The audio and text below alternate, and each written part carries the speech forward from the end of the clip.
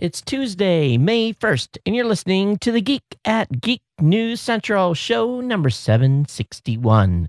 Sponsored in part by GoDaddy.com. Save 25% on a one-year fourth-generation hosting account by using the promo code NAB. Geek News Central is a proud member of the Tech Podcast Network. If it's tech, it's here. Hey, everyone, I got a great show lined up for you. I tell you what, got lots to share with you. Lots of ways to win in the month of May. Strap in. Here it comes. People, I need a go-no-go for the Geek News Central podcast. Digital archive recorders. Microphone.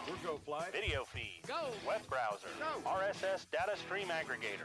Interflux Toddism suppressor. All right. I'm confused. Host readiness check. Welcome to the show. Welcome to the show. The Geek News Central podcast is a proud member of the Tech Podcast Network.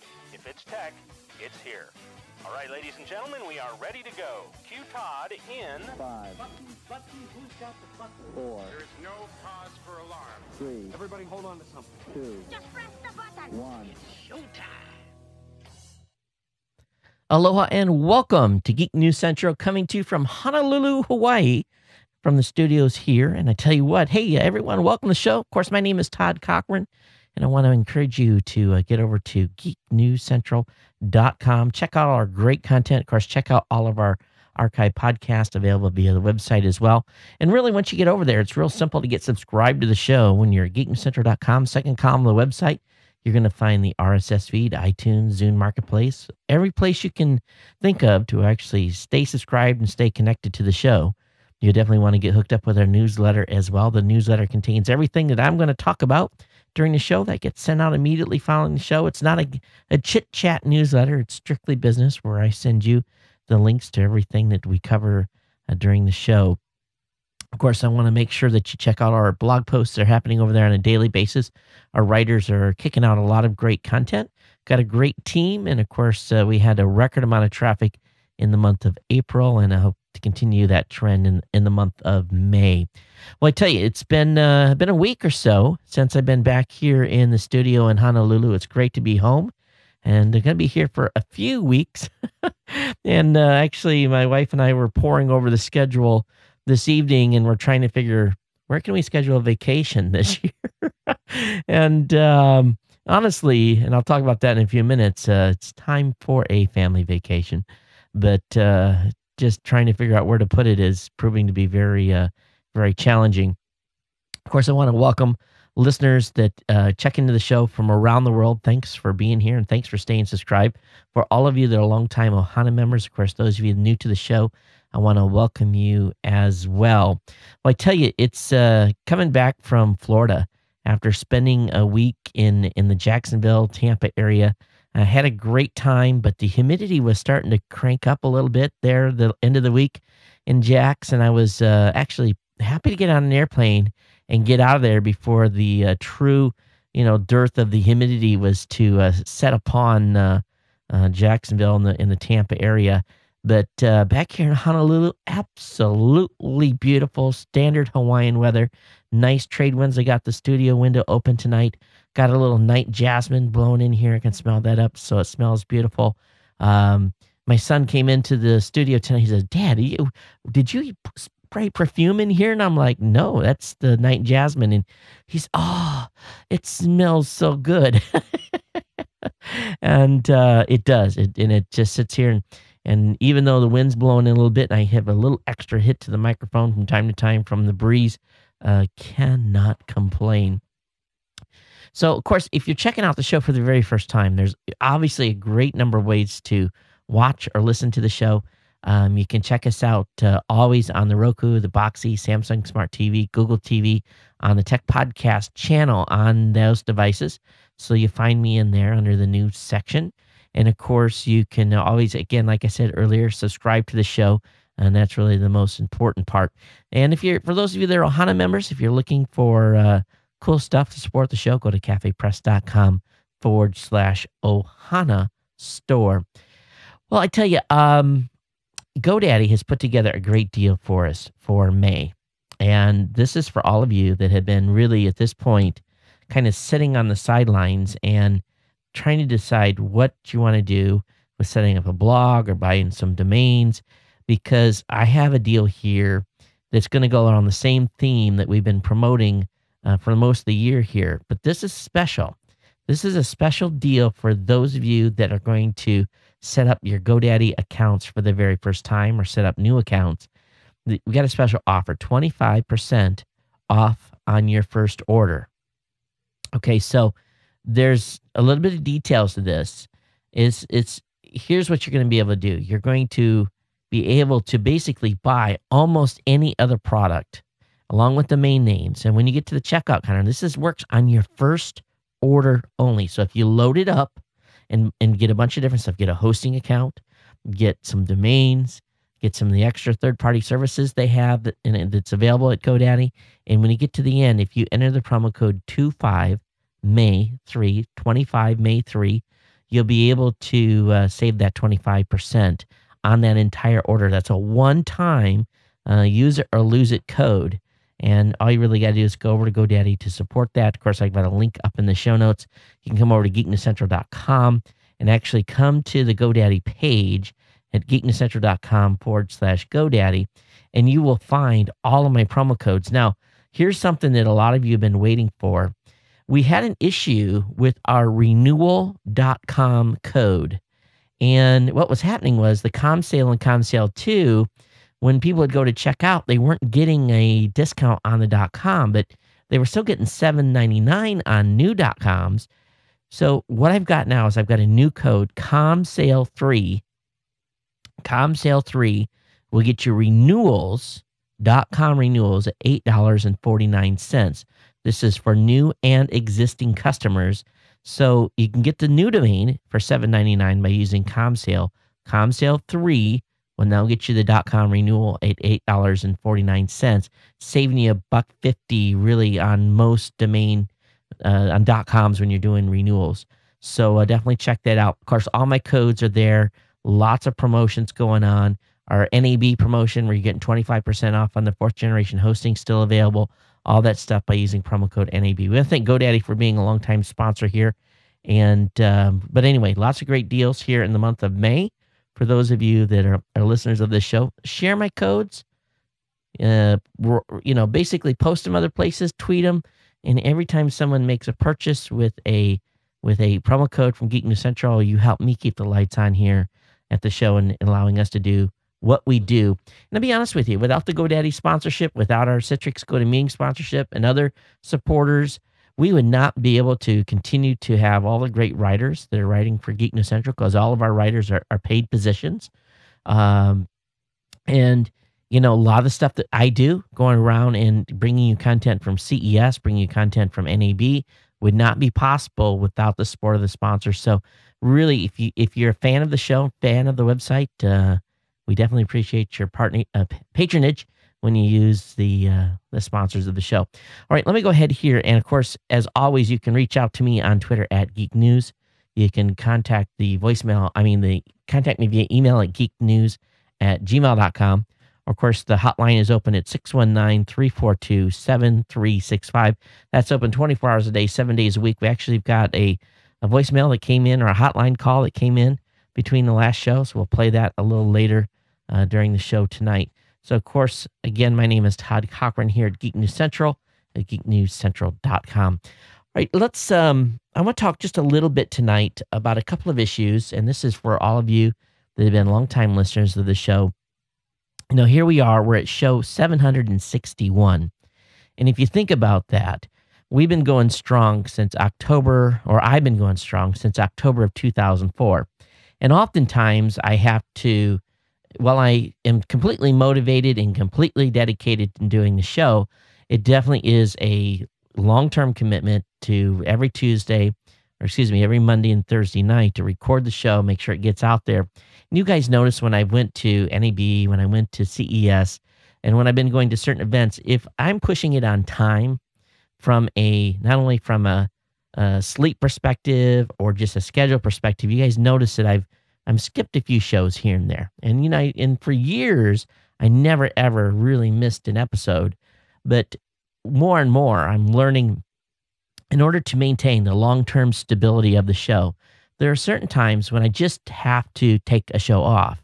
And I'll let you know in advance when that's going to happen. It's usually going to be revolving around travel to big events or things that I'm going to be attending. But I just want to let you know that the reason I do that is number one, to keep my sanity. Number two, gives me a nice kind of a quick little break, maybe a 1 or 2 show break from time to time. I'll let you know in advance. And when possible, I'll put on a guest host to take care of the show while I'm out. But I am also going to start trying to schedule from a health perspective and making sure that I'm going to be here for the long haul for all you guys, and long haul for my family is taking some vacations each year. For many, many years, it's just been boom, boom, boom, boom. Of course, working with Raw Voice and everything else, I haven't taken vacation, haven't had time to, and really thinking and reflecting on the past couple of weeks and all the travel and 38 hours of travel time back and forth to Florida this past week. That's really a crazy amount of time to spend in airports and airplanes. And really, that's time that I would normally be spending down or sleeping in my own bed. So trying to look at things from a long-term perspective and being able to maintain the show and keep it stable and also keep the content great for all of you. So I know all of you will support me on that. Things are really, those of you that have been around here for a long time will know already that there's not going to be that much of a change because, I've made it kind of evident already of what's going on. But it is just going to be one of those things that I want to be here for all of you for a long time. And I also want to keep the content up on the show. One thing I've noticed too is that we had a little bit of a drop off in the month of May in the total number of listeners to the show. And I've been trying to kind of figure out where that drop off happened. And I saw enough of a little dip in May. There's a huge number of you that tune in, but I saw enough of a dip in May that made me question what's going on. Why is this happening? So I'd love to hear some feedback from all of you that are longtime listeners of the show. Is the content getting dry? Is my approach not as positive as it used to be? Because, when you're pounding these out, here we are going into our 8th year, it'd be real easy for me to slip and not produce the show at the level that you guys are expecting. And while there's been no emails basically saying, Todd, this is what's going on, or I'm leaving because of this, I did see a little dip, about 5 or 6%, and that's not normally happens in May. In May, we're normally seeing an increase in numbers, and usually June, July, and August are the tough months. And so anyway, trying to kind of get a handle on that. So love to hear you guys' feedback, of course, at geeknews@gmail.com. So let me talk just a little bit about last week being in Jacksonville. It was twofold. I had some business down there, had some consulting to do, but I also wanted to attend the de-establishment ceremony for the sister squadron to what I used to be attached to when I was active duty Navy. Those of you that have been longtime listeners of the show, for a number of years while I was doing the show here, I was active duty military, basically doing the show while actively serving. And there's a lot of people that create content like I do that are doing that. And matter of fact, I had lunch with a retired Master Chief that was down there that basically does Windows Observer. He was doing his show while active duty, and he's now retired and doing his show full time as well. But I attended the establishment of this great squadron, the old Buzzards VPU-1. Sadly, with budget cuts and everything going on, they consolidated the squadron into the squadron that I used to be attached to when I was active duty. And it's a pretty sad thing because the squadron did amazing things. And none that I can talk about publicly, but I will say that it's really one of those things that you just never believe would ever happen. And there was a lot of teary eyes and a lot of folks that were, really left wondering, why. And even I, to this day, am asking why, because I don't fully understand the decision behind it. But I will say that some true professionals in a squadron that served honorably are now going to, basically all different corners of the planet being reassigned, and gave me a chance to meet up with old friends and shipmates when I was active duty. It was really a nice time with them. So anyway, I know there's a few old buzzards that listen to the show. Hey guys, I hope that you have I hope that this establishment isn't the end, but yet a new chapter for you guys. So for those of you that are listening that are old buzzards, thanks for being part of the family, being part of my family as well. Hey, one thing we're going to do here is in May, kind of in regards to thinking about you as an audience member of the show. And I promise I'm going to get into the tech here in a few minutes, but it really did have some time. I was taking notes on the airplane on the way home, thinking about things that we could do. And really, May is going to kind of be listener and viewer month. I'm going to make this a month where we focus on you as an audience member. And remember that as I'm putting this content together, that it's all about the relationship you and I have and the content that I bring to you. So it's a little listener appreciation this month. And I want to thank, again, all of you that have been here for a long time. Those of you that are new, thanks for being subscribed to the show and staying subscribed. And thanks for turning people onto the show. And thanks for sharing and putting out the word. And thanks for really being our Ohana, our family army here of listeners. So what I want to do is I'm going to have a contest, and I'm going to give something away every show. And actually, I got an email from one of our listeners that apparently did not get an Apple TV recently. So I got to go back and reach out to that person because I'm 99% sure that I ordered and shipped because I make sure I'm doing that immediately now so I don't miss one. But for this show, what we're going to do is if you have any type of, if you do anything to promote the show, if you talk about it on Twitter, if you write a review on iTunes or on Zune or wherever it may be, any place you mention the show, just let me know that you did. You don't have to provide a link to it or anything like that. Just let me know that you did. geeknews@gmail.com. And I'll put you in for our first giveaway that we'll do on Thursday night show. And I want to thank all of you that want to participate. We'll do have some other kind of cool stuff throughout the month. And we'll continue to have some fun stuff. And it won't be stuff where you're having to promote the show every time, but we'll do some stuff to give some stuff away to listeners of the audience. And then, again, Listener Appreciation Month. Hey, all right. One thing I've done is we've gotten kind of stable now with our bevy of shows at Geek News Central. We've got, of course, the 2 shows that I do, or actually 3 shows I do, Saturday Morning Tech, the Chrome Show, and, of course, this show, Geek News Central. We've got the Gadget Professor and Robot Underpants. They're putting out shows every week. So I think it's time to think about adding one additional show to the site. So if you are you're an aspiring content creator, drop me an email and let me know what your show idea is. And maybe you'll be the guy that will add on or the lady that will add on. And I'd love to have a lady that is part of the GNC podcast family. And drop me a note if you want to be considered for a position. And we'll see about getting you started. And we're going to just focus on one right now. We're not going after any big numbers. We're going to get one more show added to the site. Okay, coming back from Florida, boy, I tell you, just crazy. It was a huge, long flight, 3 different airplane changes, and got in here pretty late.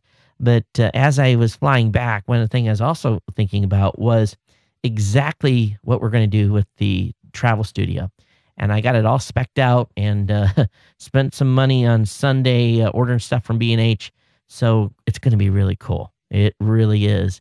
At a considerable expense, but it's going to make my life a lot easier for traveling. And I think the quality is going to really help on the travel show. And I did find a new portable green screen that's going to work out great as well. As you can see, the Ohanosaurus work is up and running. We still need to get some new icons in there. And of course, there will be a Saturday Morning Tech this coming Saturday. All right, let's take care of the last piece of business here. Obviously, I'm running way long in just my commentary tonight. So those of you that have just tuned in, I apologize that we haven't been digging into the tech. But I just wanted to take a little bit of time tonight again and just kind of talk to you guys and share and let you know where we're going. But, being able to attach a face to a name is important. And many times, I'm talking here on this show and I'm talking to you, and oftentimes we'll get email from you and I won't be able to put a face to the name. And it's when we go out and we have meetups and people come in, you guys know me, but I don't know you. So in order to put a face to a name, it enhances our relationships, and it's really the way we work together. And today's age of being digital and on the move, meeting with clients sometimes is over the phone is very impersonal. And we can get it personal. We can do that by using GoToMeeting with HD Faces. It lets you meet face to face, really from anywhere in the world, even on the go from an iPad.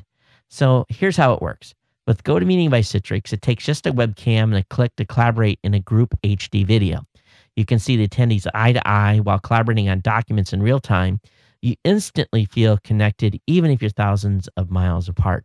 Plus, GoToMeeting is just really easy to use. iPad users, just download the free GoToMeeting app to join. So I recommend GoToMeeting. I've used the iPad app multiple times. Matter of fact, I used it 3 times last week.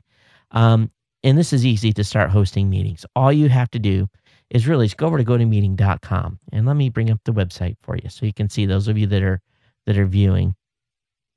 Go over to gotomeeting.com. Click on the Try It Free button, the orange Try It Free button, and use the promo code podcast. Be sure to use that promo code podcast after you click Try It Free, and definitely give it a try. We want to thank GoToMeeting and Citrix for being a longtime sponsor here.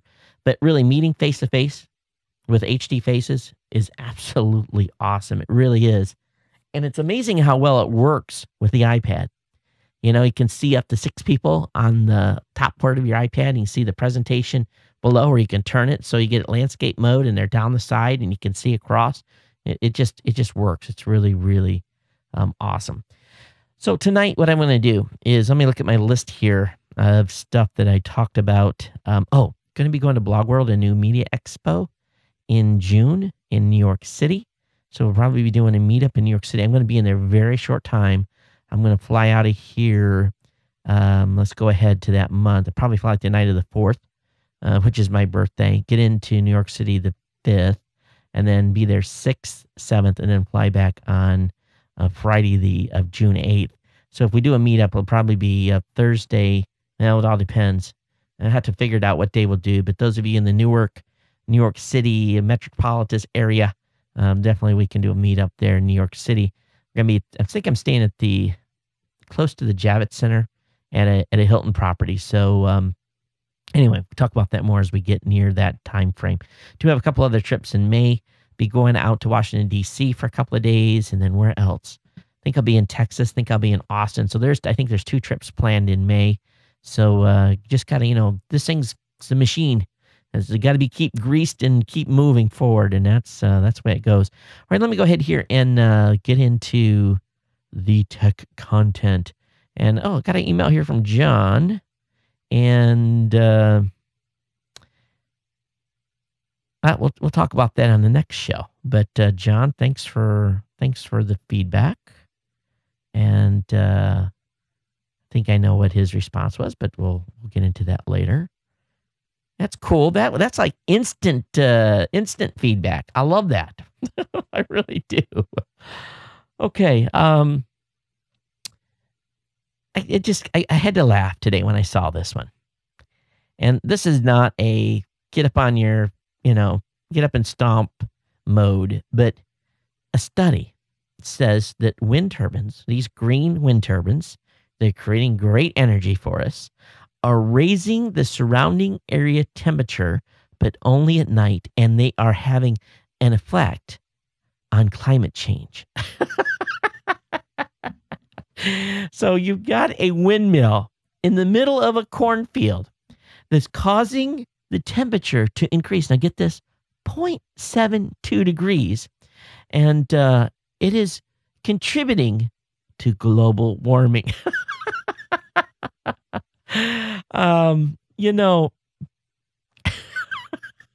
Why? Who cares?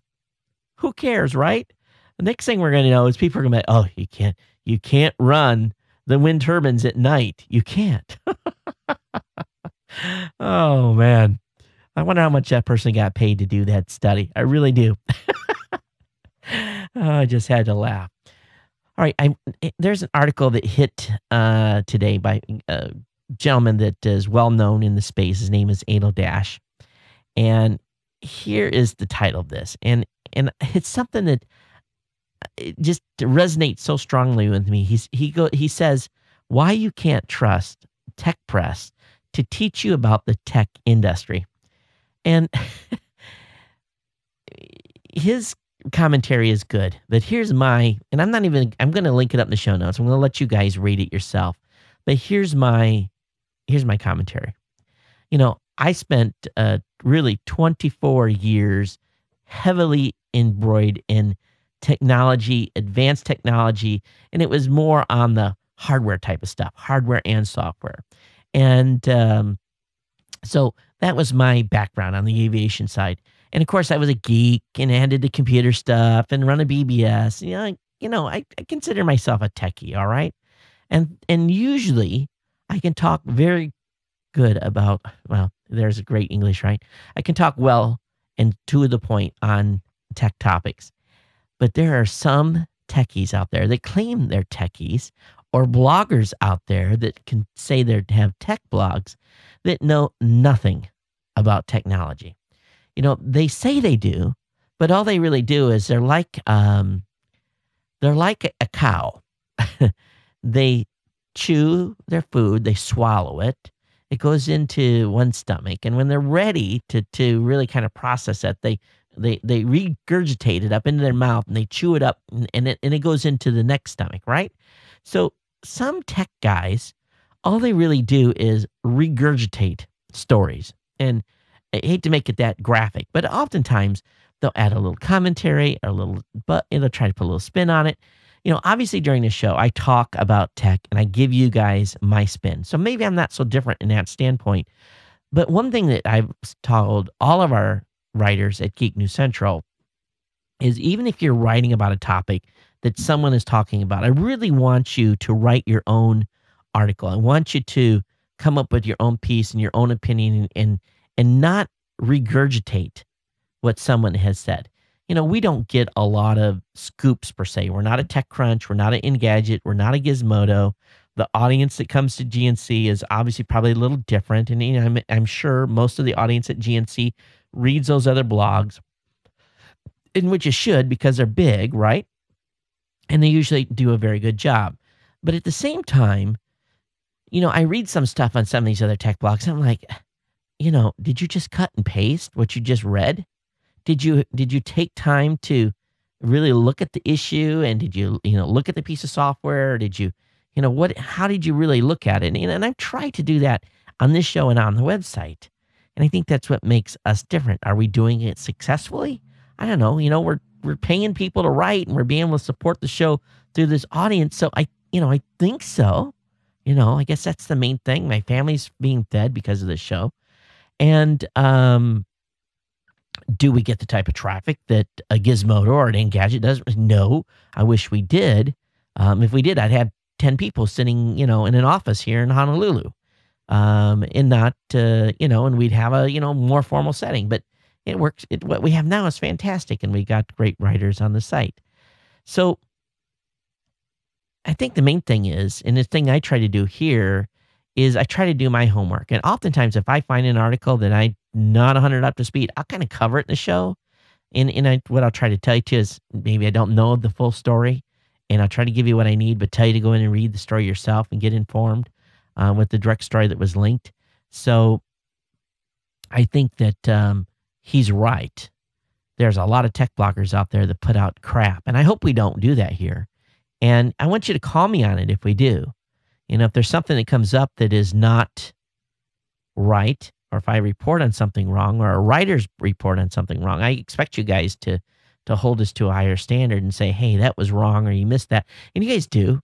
So, you say, hey, Todd, you need to go back and reread that article. And, oftentimes, I'm here at the end of the day, and it's like, I'm dragging to get through stuff, and I'll miss stuff. I'm not perfect either. But he's got some great points here. And this kind of goes along with some of the things I've been thinking about on this show. And I try to make sure that we preserve the major pieces of the story, and we're able to put our opinion into it so that you guys can become more informed and understand, what's going on in the tech space really at all levels. And I know that we have all levels of people that listen to the show. We have super techs and we have moms. So, that's and not to disparage moms. Moms are the hardest workers of all the whole different groups. And we remember Mother's Day is coming.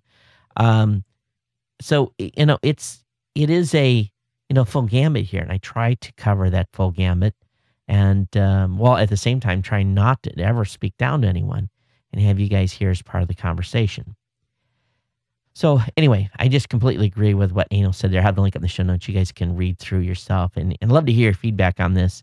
geeknews@gmail.com. All right, I want to get on the soapbox here for a few minutes. And, I've been on this copyright, RIAA, MPAA stuff for a while. You guys are probably sick and tired of me talking about it, but it's a great article over in Tech Dirt to just really hammers home the point I continue to make is, I've had a few issues with the videos that I've been creating here that when I try to put up on YouTube, if I have any type of clip that I have played, if I've played a video clip or something else in the show and it has any type of music background, I'm getting popped. And so what I've had to do is I've had to stop playing spots on the show that were tied to anything having background music, because as soon as you do, we get a copyright violation. So this guy by the name of Brian Lasora points out the unfortunate case of a guy by the name of Steve Cardinal. This is over on Tech Dirt. And he was this Steve Cardinal was apparently, he makes some pretty cool videos on YouTube and gets a huge amount of traffic, like a million views per video. So, this guy's a top guy at YouTube. And I'll let me see, make here. I'm going to hit two buttons at once. And what he does is he makes funny sketches with some of the most popular songs, and then he plays in 3 to 10 seconds of a popular song. And these things have gone viral. He uses very little of the actual song in the clip, but yet he's gotten 2 takedown notices for just using a tiny sliver, just a tiny itty bitty little sliver of a song in his content. And there's really something wrong when a guy cannot take in a parody or in a comedy clip, use 3 to 10 seconds of some music video or some song and without getting popped for a copyright violation. We are in a bad spot, and it's a very sad state of affairs. And I just have to agree that at some point, this has to give up. And, I think we're going to start calling this copy fraud. When people start using, when a company's coming into a copyright takedown notice for 3 to 10 seconds of someone using a little itty bitty piece of some music in his video, let's start calling that copy fraud, because really that's what it is. And these companies need to get a grip. Now, that leads into the next story, talking about these trolls that are out there. Well, there's a metal band, and I once in a while I listen to a little metal, not too much. First of all, it drives my wife crazy if I play any metal, and I was not at all familiar with this band called All Shall Perish is the name of the band. And what's going on though is on Friday, a lawsuit was filed in the U.S. District Court for the Middle District of Florida. And basically, they're going after 80 fans of this show for supposedly sharing a track off of their latest album. And this latest album, This Is Where It Ends. And the band came back and said, huh? What do you mean someone's suing our fans? We don't know anything about this. And so the band manager reached out to the label trying to find out what was going on. And basically the band said the band wasn't consulted whatsoever. None of us had ever heard of the company that filed the lawsuit. Well, it appears that the label had sold a single track, the copyright rights to a single track of their music to a company. And that company, called World Digital Rights Incorporated, are now suing people that are basically sharing this content via peer-to-peer sites. So here you got a band that says, whoa, you're hurting our members. We consider ourselves to be independent, and we're not up to suing people. So the label had taken their track that the label owned the rights to the copyright rights to it. That's the way it works in most of these signed deals when artists sign their lives away to a label, and they resold and for how much we don't know, resold the rights.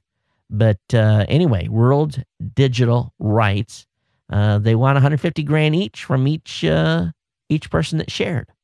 So we'll see where this goes. But this is, again, abuse of the copyright system. This is copy fraud. Here you've got, and according to the law, it's not copy fraud.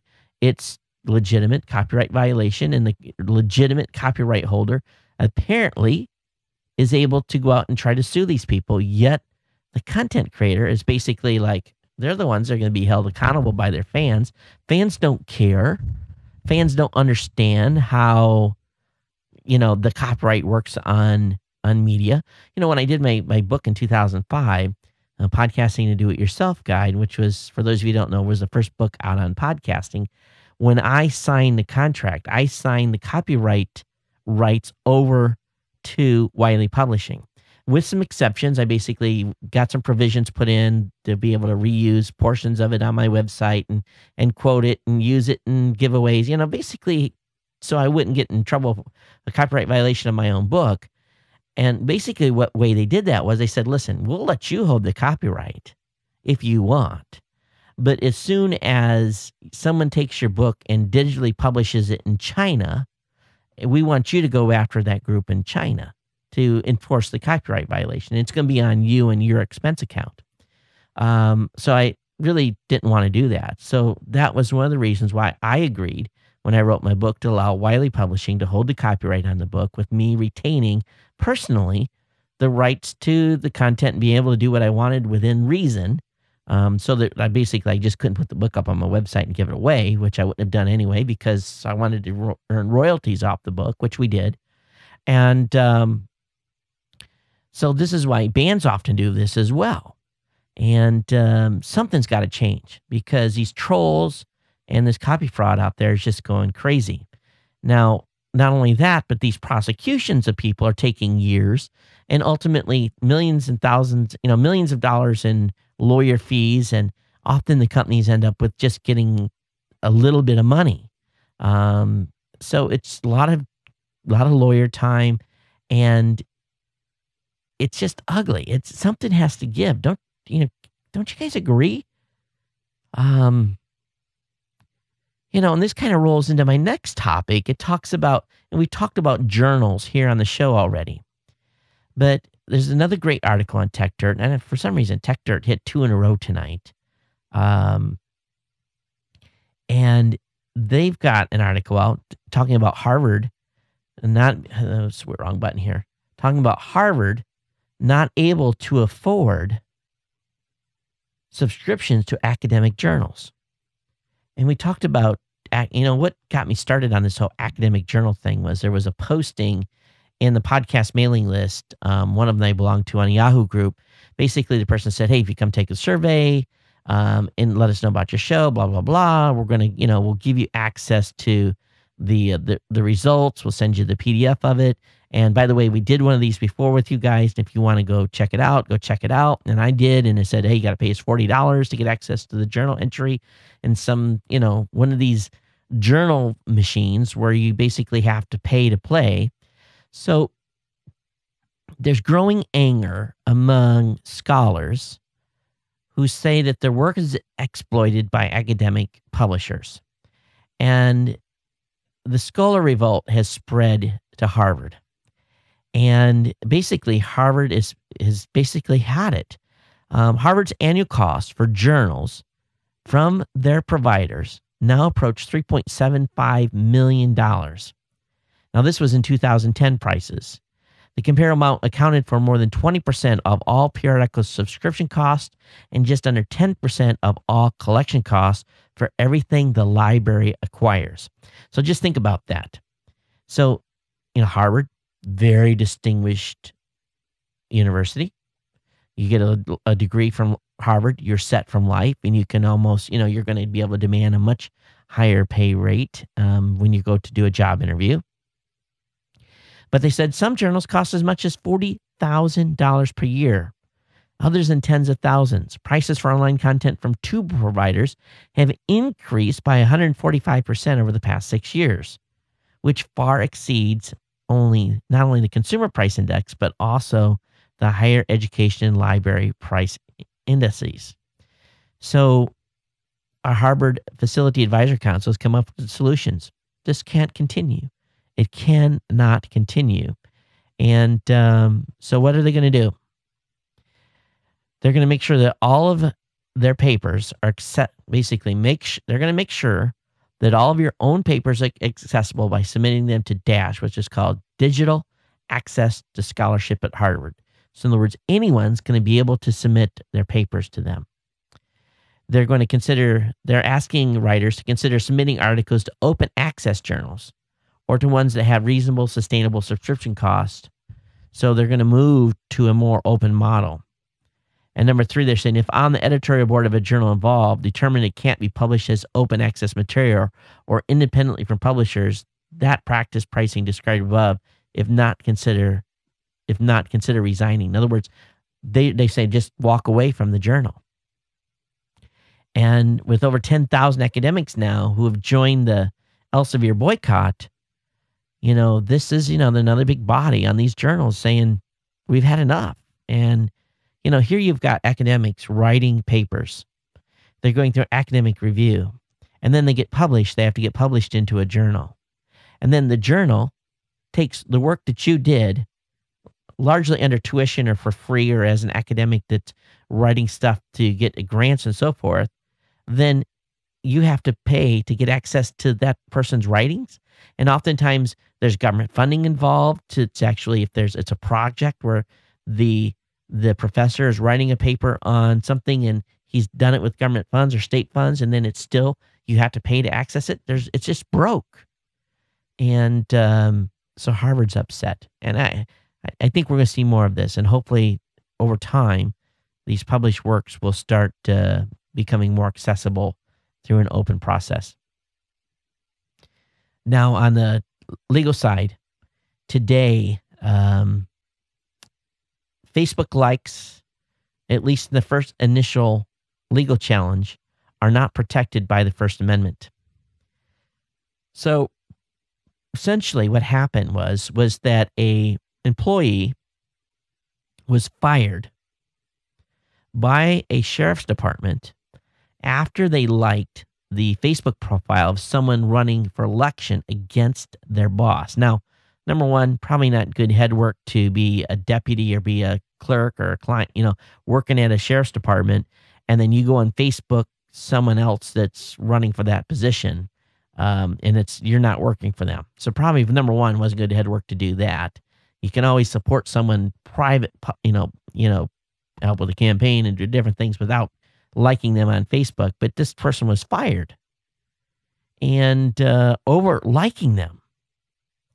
So this is, to me, it would be considered pretty serious. If you're being fired because you liked someone else's profile or liked a post, but the court has made a bad decision here, in my belief.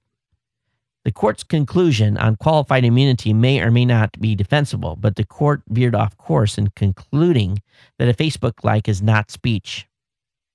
And this guy goes on to say that wrote this gentleman that was responding to the court's ruling. He says, maybe the court slept through the Arab Spring and the many other instances of online activism in the past 5 years. Maybe the court is unaware of the robust body of First Amendment precedent, which says that protection for expression is not limited to just actual words. And responding to Texas versus Johnson, and this was a flag burning case. It's easy to dismiss Facebook likes as one of those mindless knee-jerk online activities we all routinely engage in that have little or no society value. Courts can discount Facebook friendship in other contexts, and through some other cases that have went on. But it's well off the mark to say that the likes were not speech for First Amendment purposes. So I have to agree. You like something, you get fired over it. It's crazy. It really is. And these types of decisions always fascinate me And it shows how the digital world is impacting what we're doing and how we're being affected and how our rights are being affected as afforded by the Constitution. So only time will tell where this is going to go. Boy, I've got a lot of stuff to get through tonight, and we're already 45 minutes in. Now, another topic here tonight, and this is a service bulletin that was sent out by the FBI. A series of flyers distributed to companies around the United States by the FBI and the Bureau of Justice Assistance appears to give workers and business owners exactly the following advice. Check this out. You might be just a terrorist if you pay for your coffee with cash. The FBI says, using cash for small purchases like a cup of coffee, gum, and other items is a good indication that a person is trying to pass for normal without leaving the kind of paper trail created using a debit or credit card for small purchases. I don't know about you, but small purchases on my debit card or credit card, first of all, you're hurting the business doing that because they have to pay a transaction fee for that. So if you buy a pack of gum for $1, immediately that company has lost 2.65% or whatever it may be that they're getting charged by their credit card.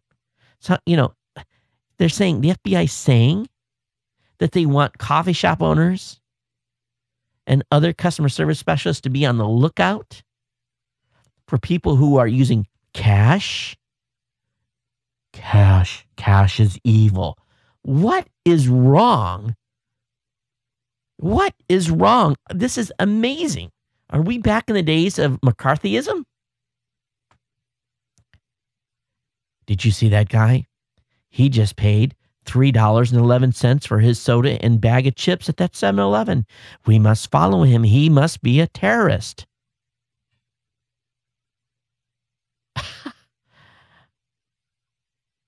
I would laugh if this to me is, I was looking for the punchline. This has got to be, can't be true. Be careful if you're using cash out there, folks.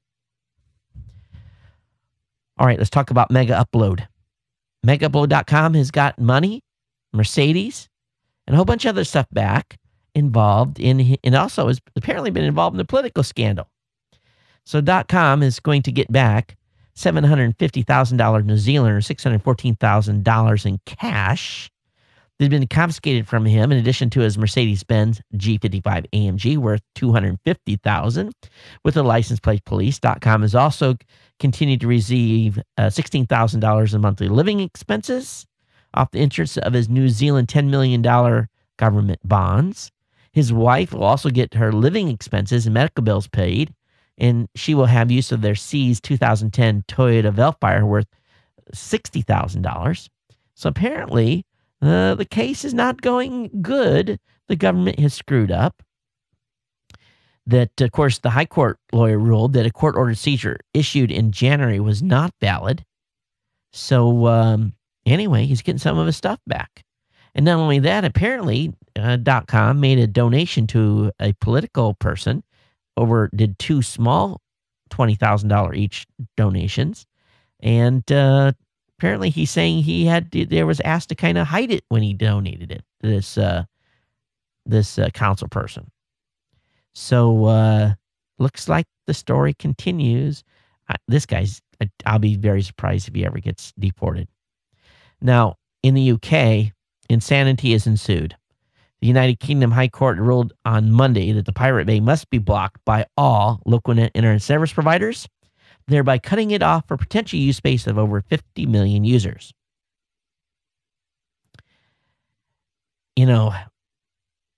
Blocking the Pirate Bay is pointless. They're going to find ways around this. And but at what point do judges start to censor and have higher censorship control over what we can get to on the internet? Should be a very scary thing to think that a government can censor. This is what this is, can censor what sites you can go to on the internet. Not to say that the sites you go to are doing legal activity, but at least you have the ability to do what you want. So this is a shocking ruling. Of course, the UK entertainment industry is applauding the outcome. And of course, digital and civil rights groups have said, oh my goodness, what are you doing? Infringing upon our rights. We will see where this leads. Hey, you like Hulu? Have you cut the cord?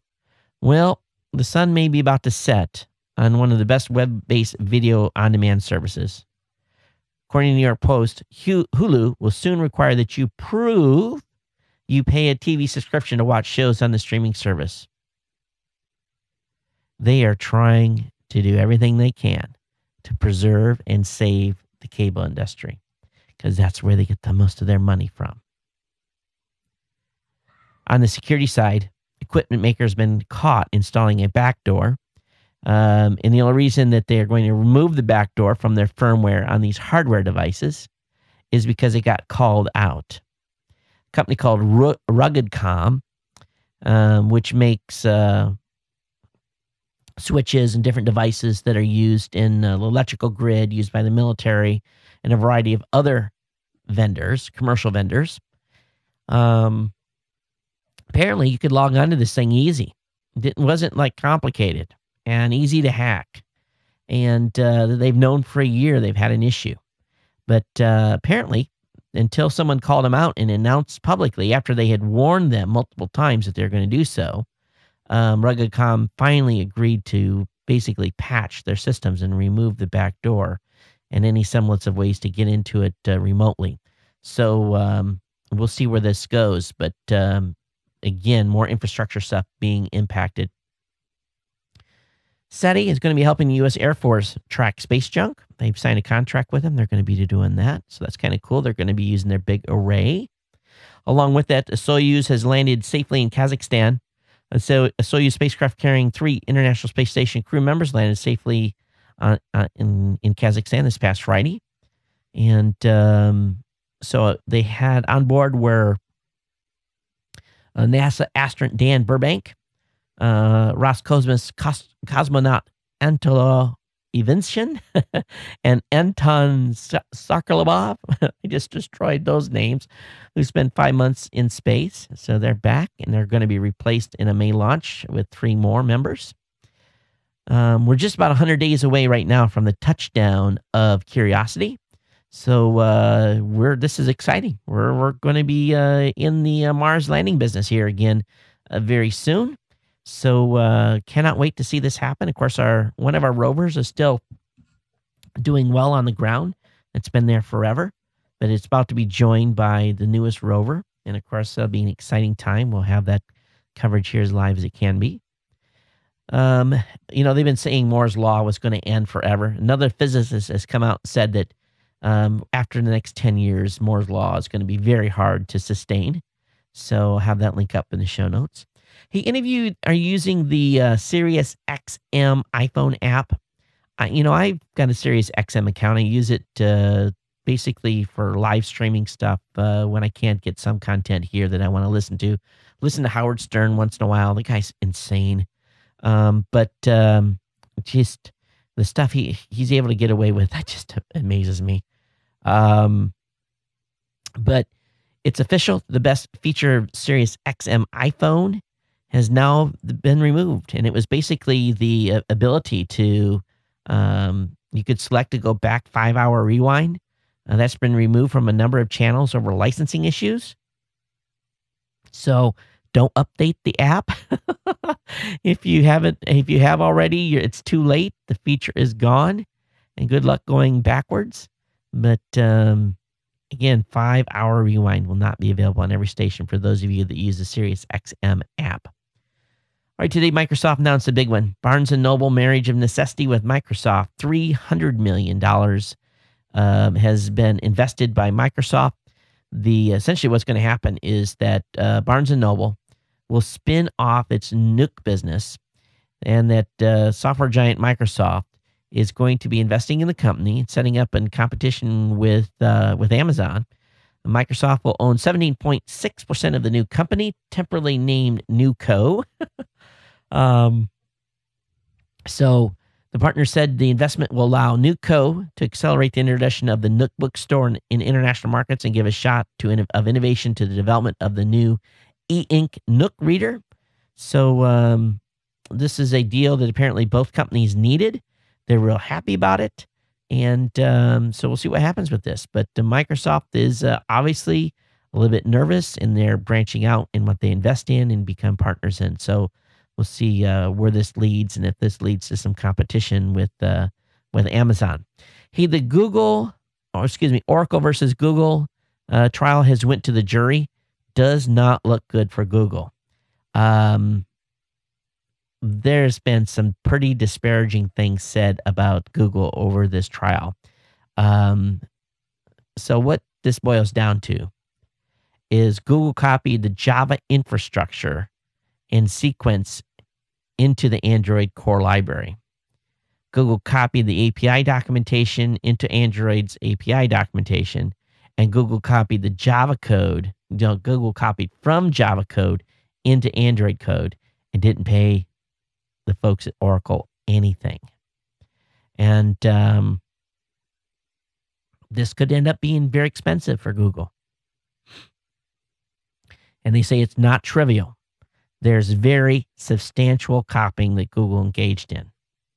And some of the emails that were shared, holy smacks. They knew about it. And the jury's out. We'll see where this lands and how much it's going to end up costing Microsoft in the penalty phase if they're ruled against. But it doesn't smell real good for them. And well, we'll see what the price is. And of course, Google had been defending fair use of Java, and that's what they argued in their closing statements. And we'll see how far that takes them. Over on TechCrunch, it's being reported that the Dig team is going to the Washington Post, but supposedly the Dig assets are not. This is just late breaking this afternoon. We don't know if the Washington Post has acquired Dig, but there has been some movement here, and the Washington Post has no comment, which means an announcement is pending. So we'll see where this leads over the next day or two. But kind of a weird acquisition. Washington Post getting Dig. It just, of course, Dig has kind of fell off the cliff here over the last couple of years. All right, next article up. You just got to love this stuff that's coming in from Canada still. Coming in from Japan from the tsunami. A Harley Davidson that was lost in Japan is washed up in Canada fully intact in the trailer or the storage container it was in. Of course, it doesn't look too good. Things look pretty bad, in fact. But yep, this Harley made it, and it was still standing upright. It's just amazing how, the weirdest things. We're going to see more weird stuff coming from Japan. But the container still held a whole bunch of items, golf clubs, and a bunch of stuff. The guy said when he found it, the door was open. So how this didn't roll off and end up in the bottom of the ocean, I don't know. But more weird stuff coming out of from the tsunami in Japan. Hey, we had covered a product at CES. Matter of fact, Courtney Wallen did as part of the team members. It was called the RHP Mirror Case. It's doing a Kickstarter for this, and they're 28 days to go, and about $21,000 before they're fully funded. But what this is a new way to take pictures. It lets your iPhone be laid flat and or basically horizontal, a little bit angled up, and it allows you to take pictures of it without holding on to it. So this is going to be available on the Kickstarter, so you definitely want to consider checking that out. Of course, tonight, if you've got comments on tonight's show, I want you to email me here, geeknews@gmail.com. Voicemail hotline, of course, is 619-342-7365. You can reach me at Twitter @geeknews. Hey, one thing that I've seen here is today was an article come up by a guy by the name of Paul Miller. He was writing for The Verge, and he announced in no certain circumstances today that he was leaving the internet for a year. And of course, he's already on the West Coast, so he's already started his 1 year of no internet. And okay, he's not going to have no TV, no internet, no email, nothing. He's not going to do anything on the net for the next year. He's a reporter. He's a tech writer. And he's going to disconnect for a year? All right, this is a novel thing, but, how many... I went, you guys know, after 9/11, I've told the story many times, I went 76 days without email, without the web, without telephone, nothing. And I'm going to tell you, it was rough. When you're used to being connected every day, all day, morning, night, and evening, being able to get your internet fix, and that's really what it is. We all get our internet fix. And to go 76 days, oh, I tell you, it's not a 12-step program any of you want to go through. But to think that this guy voluntarily is going to go free, he's going to be in withdrawals. He is going to be like biting his fingers. He's going to start smoking or something. There's no way. There's no way I would do this. No way. I'm sorry. It's not happening. I don't get it. Why would you do this to yourself? He's making some sort of green political statement. Enjoy yourself, Paul. Knock yourself out over the next year. He's not taking text messages. He's not going to use his mobile phone. And of course, no one's going to be there to watch him, but we'll see. We'll see where this goes.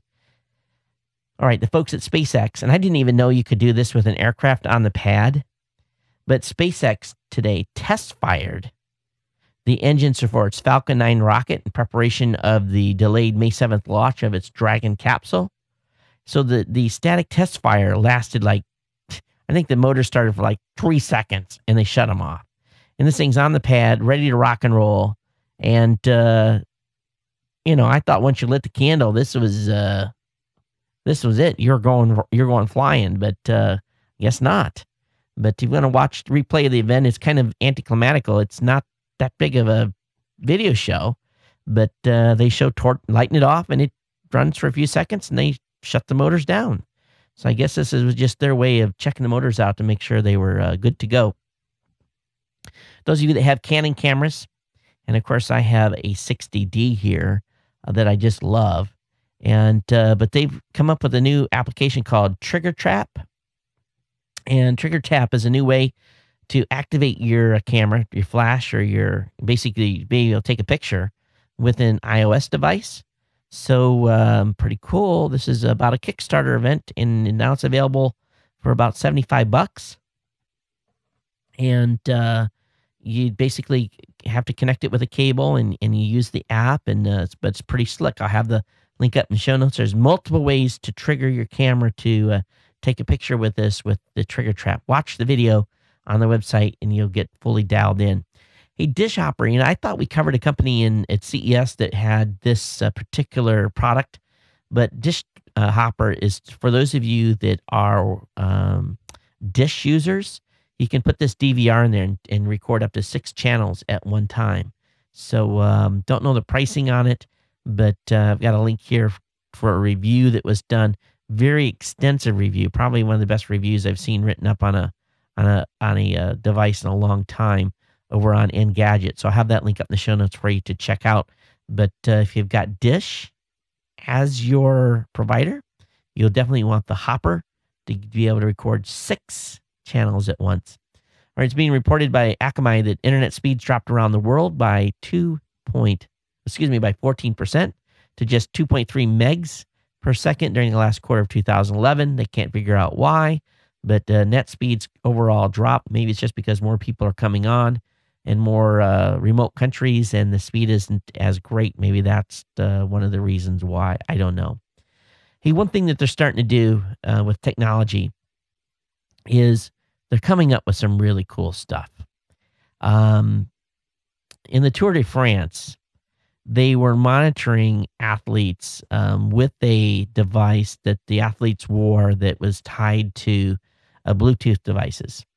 So what they're going to do is there's a Kickstarter project. They're trying to raise $50,000, and they're basically trying to build devices that will monitor people for heart attacks and basically keep track of your health and a variety of other services, not only so that to track health, but it could be used to work with location-based services, um, triggering updates to your phone, giving you different information. So this is a pretty cool little project using little mini Bluetooth modules, and so they're trying to come up with all kinds of cool stuff with this. So I'll have the link up in the show notes on that. Hey, those of you that are using Skype on your iPhone or your iPad, definitely want to update that. There is new features in version 4. You're going to be able to do a video preview. The app auto restarts if it drops down. Has improved accessibility, stability. Has updated design for contacts and messages. New sign-in screen. Of course, a bunch of bug fixes. So check that out. The new Skype app is available. And happy birthday to the web today. The web turned 19. Now, that's not completely a story, but Alan, one of our writers here at Geek News Central, basically, this was the day that the World Wide Web opened and ended up going open source. The initial World Wide Web tool, the original browser, is still available for download today. It's very small. You can download it in seconds, but April 30th was the day that the web essentially went open source on HTML5 and hyperlinks. And the last article, I'm just going to link it up in the show notes. If you've been looking at cloud services, I've got a rundown of the variety of cloud services and what you can get from them for a price. All right, I got a voicemail. We're going to play that here right now that came into the show. Just previewed it for about 2 seconds to make sure it wasn't a crank call. But I'll play this, and then we'll get into the email, and we'll get out of here. Again, if you've got comments tonight on the show, Geek News is the Twitter account, geeknews@gmail.com. And, of course, the show hotline is 619-342-7365. I'm looking again. If you want to be eligible for a prize, mention the show, tweet it, link to it from your blog, write a review. Just send me an email. You don't have to tell me where the link was, just that you did it and that you want to participate in contest the first contest in May. We'll put you in the running for the prize on Thursday. All right, let me go ahead and play the spot and make sure you guys can hear this. Here we go. Hey, Todd. This is Seth from Michigan giving you a call. Hey, Seth. I was listening to your episode 754, and you were talking about some hard drive diagnostic utilities. You had specifically mentioned Crystal Disk Info. Just wanted to clarify a little bit. Sure. I do agree. Great application.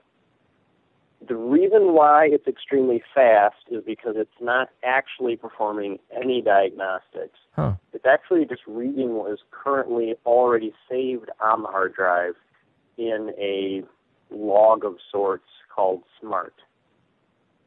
Sometimes some users will recognize SMART from when you turn on your computer and you'll see a DOS prompt saying, SMART has detected imminent hard drive failure. Please go out and buy a new hard drive really soon because you're going to lose your data soon if you don't. That, if I remember correctly, you need to have a few different aspects failing. So you need to have a specific number of errors, for example. You need to have a slower spin-up time, things like that. So every hard drive has a particular number of errors, and that is normal and expected. But after it gets to a certain point, then SMART will alert you and say hard drive could be failing. Crystal Disk Info will do is show you numbers that are nearing that threshold and also show you what particular ones are the issue. Some things such as hard drive errors, bad sectors, you can actually run an application called SpinRite, and that will actually go through and recognize the areas of the hard drive that are failing or have already failed and mark those as broken areas of the hard drive and allow you to use the remaining areas that do work. So Crystal Disk Info is a great application to recognize when hard drive failure is imminent. It's not a fail-safe method, but it is a good starting point. If you do find issues, like I said, SpinRite from Steve Gibson is a great application.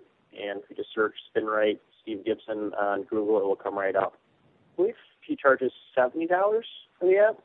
It's a lifetime purchase. When you purchase it, then you get updates.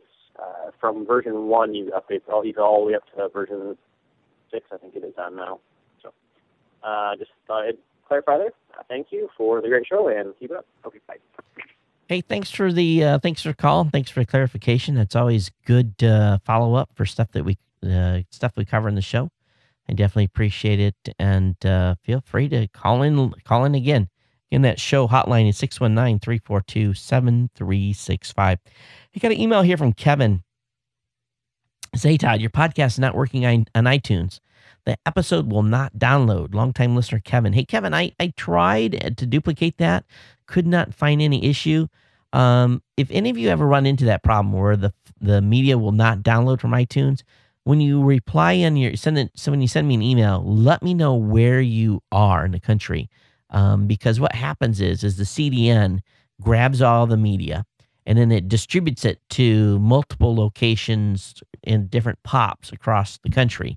And sometimes what will happen is a file may not get copied into a POP correctly. I can go in and actually force the CDN to regenerate and repopulate the POPs. But if I don't know where you're at, I really can't do any additional troubleshooting.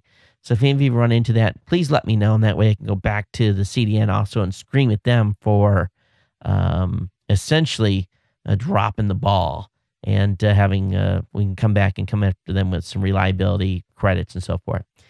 Got this really at the beginning of the show tonight when I asked for some show suggestions, and I got one from John. He said, "Hey, Todd, I was listening to your show tonight when you asked for feedback from long-term listeners. I'm not a long-term listener, but I will go ahead and give my feedback anyway. Have you thought of doing the ad/contact info in the middle of the show? You were 10 plus minutes in before any tech news is discussed at all. I really don't know if that would account for any viewers leaving, but it just seems like it should get to the point of the show a little faster. Sorry to be blunt, just my opinion. Take or leave it, John." And I think what it is, John, is that the show has, and the show format has been successful for 700 plus episodes. We've only seen just a minor drop this past month. But it's always been about talking about the family, talking about stuff going on in the space. At the beginning of the show, just kind of my way to chat to the Ohana members, the family members of the show. And we get, normally what happens is I'll get, basically a comment like yours, and then I'll get 25 that said, no, don't change the comment. So it's always been this huge response opposite to what you suggested. But I take that on board. I definitely appreciate it. Thanks for the feedback. And I guess what it just basically boils down to is if enough people says, you're taking too long at the beginning of the show, I'm taking too long at the beginning of the show. But to this point, it's been pretty good because I've actually kept the beginning remarks a little bit shorter from historical averages. And maybe that's a problem. Maybe I'm not spending enough time at the beginning, which I don't even think is right. But anyway, that's it for tonight, folks. And we actually still finished hour 13. We didn't do too bad on time. And it's been my pleasure to bring you the show. Again, May is Listener Appreciation Month. I appreciate you guys for being here and being part of the family. Thanks for, of course, staying subscribed and sharing the information about the show. And definitely tell everyone to check the show out. Subscribe in iTunes. And let's help build the Ohana here. And again, don't forget about the contest. We'll see you again Thursday. And it's great to be back in Honolulu. Great to be back in the studio. Great to be back here with my family. And to be at home, I think, for 3 weeks. But until next time, everyone take care. We'll see you next time. And aloha.